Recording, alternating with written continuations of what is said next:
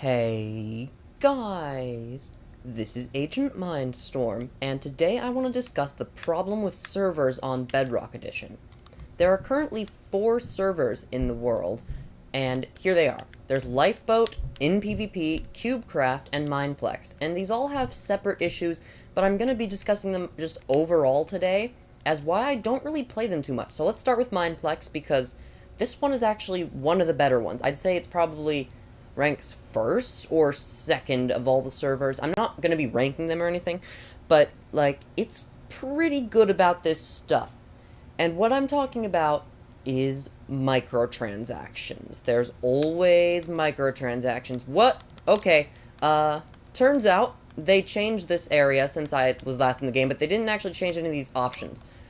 So if you guys are wondering how I'm flying right now, I have the bat. I won that from Halloween for free. That was actually pretty amazing, so that might be giving me an unfair bias for this server.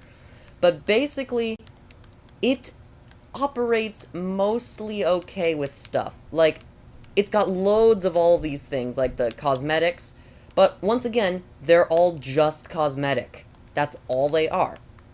They don't affect the game, and then there is the issue, though, that they have loot crates. As you can see, I don't really support loot crates. I think loot crates are bad. And in fact, where are the loot crates? Whatever, they've changed this menu since I was last here, but the point is there were loot crates, and there's supposedly still loot crates, they're just not in the store right now, so maybe there's an issue with them. But basically, loot crates are a bad thing, because randomized, no, randomizing stuff is a bad idea. That is a terrible thing.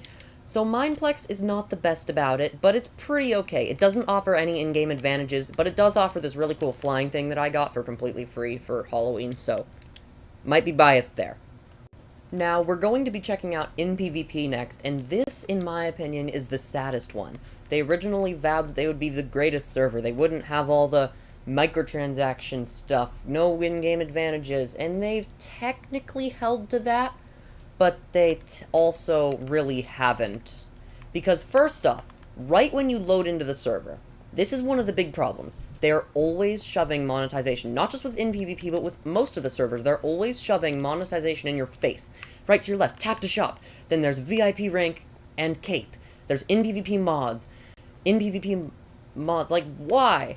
Why is this all shoved in your face? Does this need to be a thing? I'm reasonably sure. Look at this. Yup, they're promoting a map here.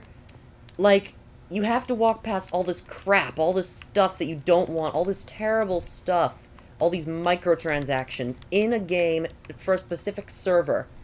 But then the problem is even worse when, now they might have actually changed this since I last played, but originally the way it worked is that they limited to how many times you could play the Space Race game, which is one of these. Okay, well that would explain why they've removed them temporarily. They removed space credits temporarily because they removed the space race, but as soon as it comes back, I can guarantee you that they will have the same issue come with it. What is this issue, you're probably asking? You can only play the game once a day, and then you can pay to play more. Wow. Now, I know they said no in-game advantages, and technically that's not an in-game advantage, but barring someone from playing a game is a pretty scummy thing to do, don't you think? Hey, you can't play this game because you haven't paid your daily money. Also, apparently they're using custom models for this, which is a bit weird. I wouldn't do that. I would use blocks, but that's just a personal opinion thing. However, most of their stuff is still fine, even though they do all that kind of dodgy stuff, like limiting your game. There's still no true in-game advantages, like, you don't actually get any help in your games from buying stuff. So that's usually fine. Also, what is hub parties? That must be new. I don't... See, a lot of this stuff is actually brand new, so I haven't really been able to experiment with it yet. But on to the next server, because this one, as you can see, it's kind of disappointing because it does some terrible things, but it still doesn't offer any in-game advantages, and that's perfectly good. Cubecraft Games is an interesting one, because this one was supposed to launch with all the other servers, but it came way later, and then when it did finally arrive, it only had one game. Wah, wah. They only had Sky Wars at launch, and since I haven't bothered even loading up Cubecraft, because I just don't want to, Cubecraft is just the kind of server that's like, why does this exist? And this is new. Well, here's a prime example. Look at the chat. I think everyone's really confused.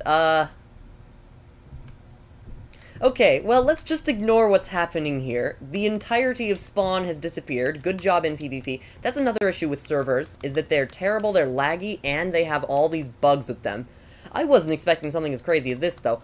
But this server, as far as I know, doesn't have any in-game advantages, but they might have changed stuff. Like, look at this Pioneer rank. Okay, colored names, like all this stuff. This is a $6 rank, and it gives you just nothing, really. A golden cage? What?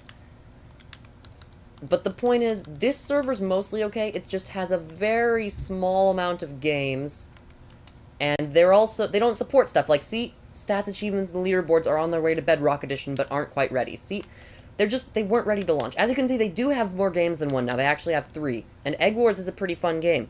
But there's still the issue that this, first off, what happened here? Why is their server gone? Why is there no server? And 2, they just have a really small amount of games and honestly just a sad amount of stuff. Also, you know, the only thing that can make this even weirder is that all those guys up there are me. Everyone up there is me. I'm not sure if everyone else is seeing that, but why? This is going to be the video thumbnail. So, why? Guys, basically this server's just suffering from a lot. So, on to the next server. Lifeboat Network is known as the bad server.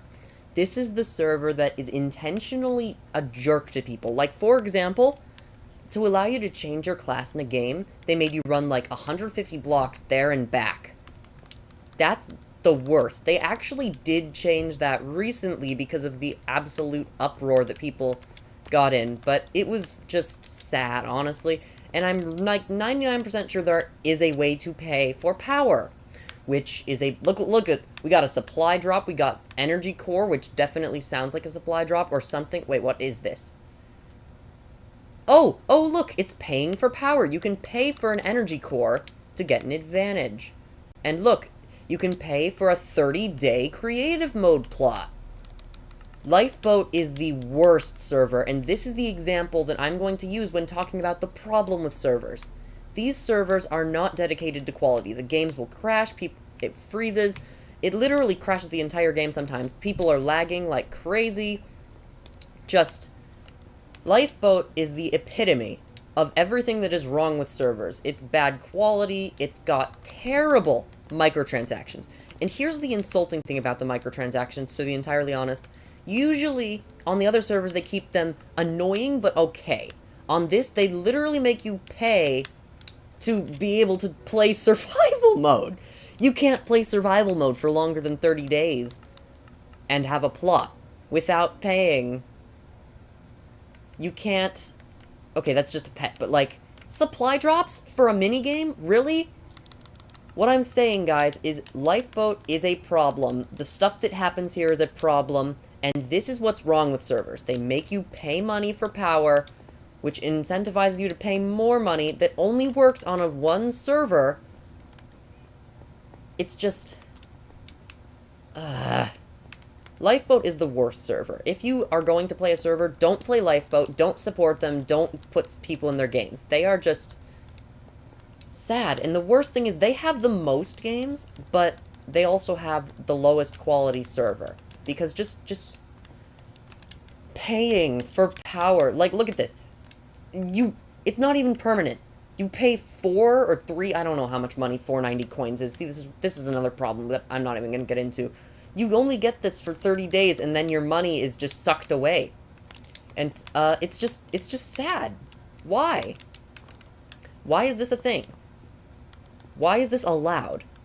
I'm 99% sure that paying for power is against the EULA, the End User License Agreement, which at least maybe that's just Java Edition. Maybe the partnered servers are exempt from the EULA, which is Also, am I saying it right? EULA? EULA? I don't know how you want to say it. Whatever. EULA. Sounds pretty cool, though. So, that is the end of this video, guys. I just wanted to talk about what makes the servers on Bedrock Edition bad. The microtransactions, the shoving them in your face. We saw a little example of this on all the servers. On Mineplex, they had loot boxes. On PvP, they have shoving stuff in your face all the time. In Cubecraft, it's just utterly broken. And in Mineplex, it's everything and more, like paying for power. Do not support these servers in the state they're in. Do not buy something from them until they either fix their stuff or just decide to quit or something. I don't even know. Look at this. VIPs don't see ads. Can you believe that? They're putting ads on a server and then saying VIPs don't see them. That's the scummiest thing ever to do. Servers on Bedrock Edition are really bad. Servers on Java Edition also have this issue, but to a lesser extent, and they're usually working on Java Edition too. So guys, that is the end of this video, and I do want to tell you all, thanks for watching, and I will see you later.